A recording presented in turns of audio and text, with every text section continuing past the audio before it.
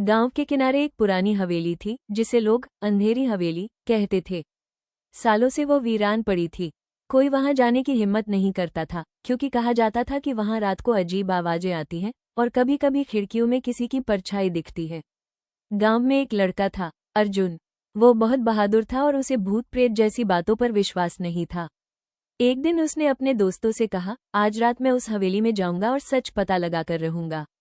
रात के ठीक 12 बजे अर्जुन टॉर्च लेकर हवेली के अंदर गया। जैसे ही उसने दरवाजा खोला, एक तेज ठंडी हवा का झोंका आया और दरवाजा अपने आप पीछे से बंद हो गया। अंदर सब कुछ धूल से भरा हुआ था। दीवारों पर पुराने चित्र टंगे थे जिनकी आंखें जैसे अर्जुन को देख रही थीं। अचानक ऊपर से ठक ठक ठक की आवाज आने लगी। अर्जुन डर तो गया लेकिन हिम्मत करके सीढ़ियों की ओर बढ़ा। जैसे ही वो ऊपर पहुंचा, उसे एक कमरा दिखा जिसकी दरवाजा थोड़ा खुला था। अंदर से हल्की रोशनी आ रही थी। उसने धीरे से दरवाजा खोला। कमरे के बीच में एक पुरानी कुर्सी थी जो अपने आप हिल रही थी। अर्जुन ने कांपते हुए पूछा, कौन है वहां?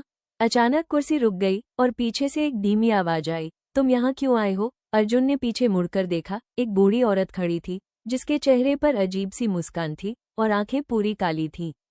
अर्जुन भागने लगा लेकिन हवेली के सारे दरवाजे अपने आप बंद हो गए। हर तरफ वही आवाज गूंजने लगी, अब तुम कभी यहाँ से नहीं जा पाओगे। अगली सुबह गांव वालों ने देखा कि हवेली का दरवाजा खुला है, लेकिन अर्जुन कहीं नहीं था।